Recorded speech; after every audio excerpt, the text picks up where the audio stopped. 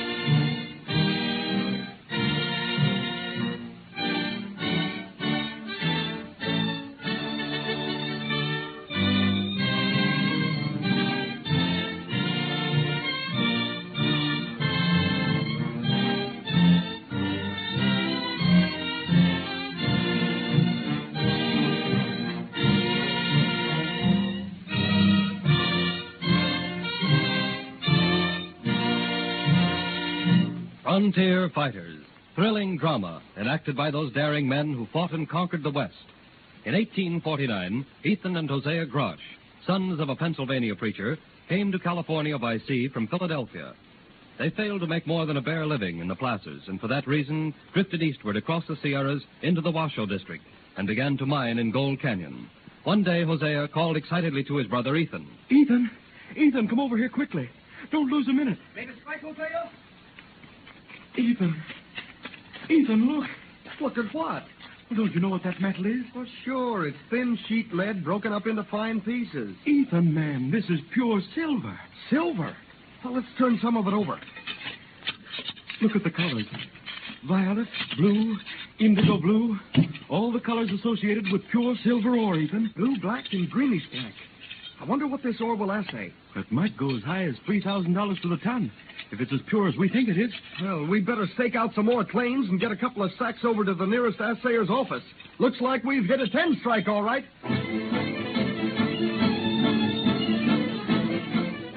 The assayer to whom they took the ore said it would show $3,500 to the ton. The next steps the Grosh brothers took to make themselves millionaires were attended by tragedy. The capitalist, who was to put up the funds, was murdered by desperados. A few days later, Hosea Grosh injured his foot with a pick. He died from blood poisoning.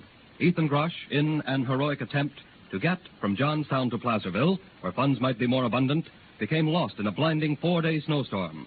When, at last, he stumbled into a miner's camp, he was suffering from frozen feet and extreme exposure. After 12 days of delirium, the hardy pioneers who had kept the vigil with the sick man knew that he was dying. My brother, Hosea, we found a load. It's... Just talking out of his fever, I reckon. Keeps mumbling about a rich strike somewhere. Never tells the place. $3,500 to the ton. Like any man, a millionaire. I guess he's about done for us, poor fella. Well, some blessing we know who he is. Leastways, we can write his kinfolk. Tell my father I lived as he wanted me to. Clean. All right, your father, Ethan. Now, why don't you stop worrying and try and get some rest? Rest? Yes. I'll get some rest. Now. Fred. Yep, he's gone.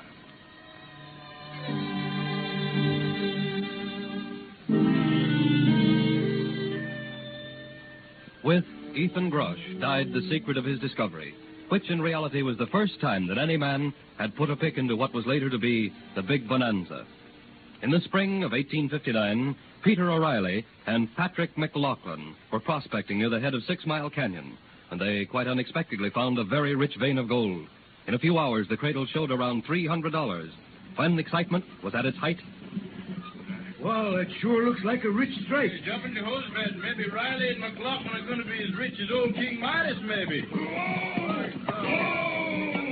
Yeah, hold on there, man. What's all the excitement about? Somebody holding a prayer meeting on my land? Sure, and is this your land, too?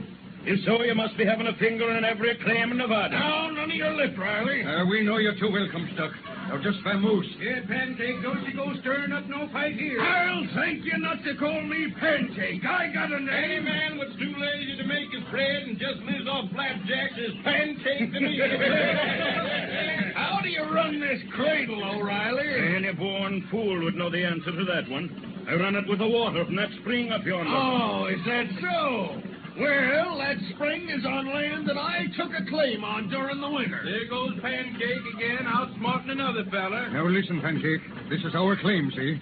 It's been staked and registered.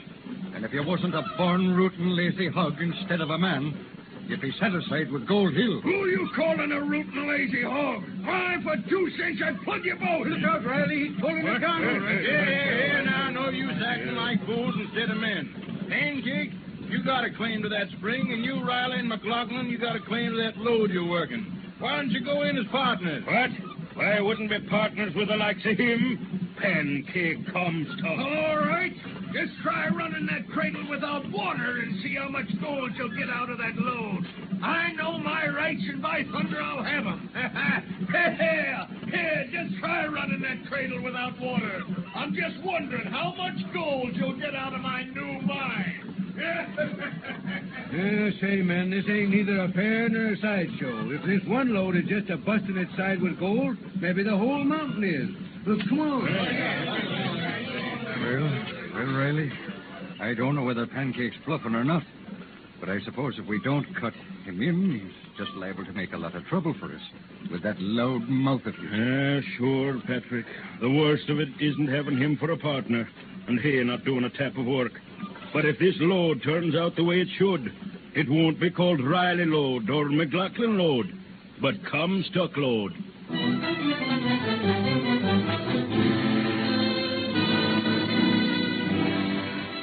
In this very dramatic and unusual fashion was Comstock Lode discovered, and not as a silver mine, but as a gold mine. Every miner who worked the lode cursed the blue-black metal that was always found at the bottom of the cradles and which carried away their quicksilver. Soon, there were great piles of it outside of their diggings. More people came into Nevada. Crude towns sprang up with tent houses and saloons. Mount Davidson was the scene of the wildest activity as the miners pick and shovel dug into her sides. Men tired of calling the place where they ate and slept a camp and dubbed it Mount Pleasant Point. But this name gave way to another in a few days. A camp character called Old Virginia, after a night's revel, fell at the door of his cabin, breaking his whiskey bottle. Rising to his knees, he waved the bottleneck around, shouting,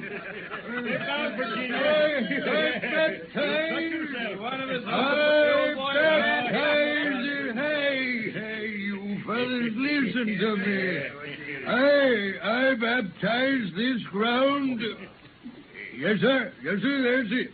I baptize this ground Virginia Town. Three cheers for the best little town in the West. The pride of Nevada, Virginia Town. Hooray! Hooray! Hooray! And someday it'll be a city, too.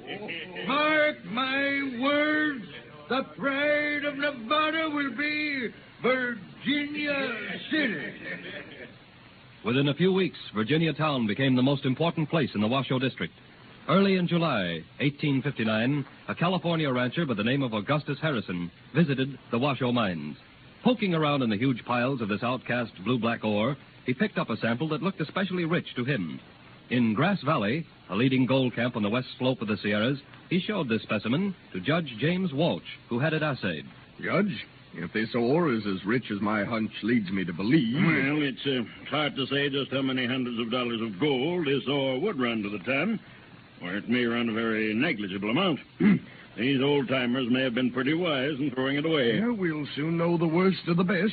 Here comes the assayer. Yes. Well, sir, what news do you have for us? Pretty good news, I'd say. This ore would run you over $4,775 to the ton. Something, Jehoshaphat. $4,775 of gold to the ton? I didn't say gold, Judge Walsh. Now that you ask me, it's silver. Silver? Nearly $5,000 worth of silver to the ton? And these miners in the Washoe district are throwing it away? Sullivan, we're starting out at daybreak. Whether those miners know it or not, they've struck a mighty big bonanza.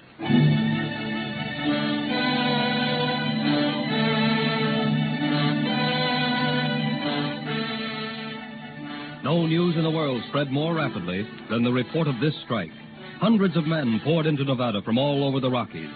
But it wasn't until the next year, when the first bar of silver bullion, the first ever produced in Nevada, appeared in the windows of San Francisco banks, that the flames of excitement burned at white heat.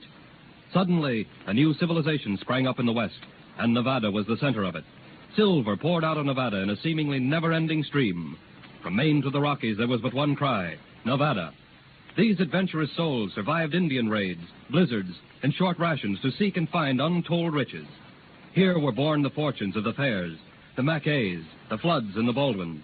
The rush of immigration into Nevada was halted for a moment as a messenger ran into a crowded saloon in Virginia City with momentous news.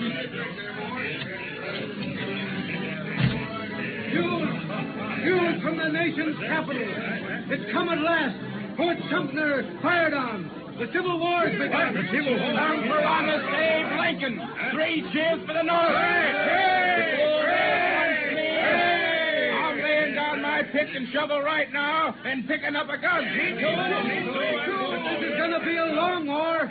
Old Abe will want other things than men. He'll want money. Money? Say, buddy, there's enough silver in Nevada to keep the treasury of these United States full for years and years to come. The slogan of Nevada will be, keep a stream of silver flowing from Virginia City to Washington, D.C. Now, come on, everybody. I'm setting up the drink. Everybody have one and drink to the USA and Nevada. Hey, Joe, put a bottle on the bar.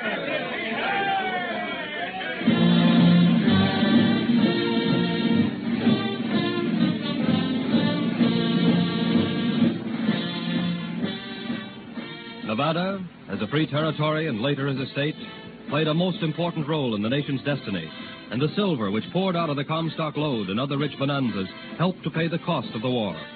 For almost a quarter of a century, the silver boom continued, a boom that created bonanza kings and queens. Today, what remains of this fury that swept over the nation and centered in Nevada is a number of famous ghost towns. But because of the silver mines, Nevada is an important, prosperous state, and the nation has an accurate chronicle of the deeds of more hardy pioneers, in the truest sense, frontier fighters.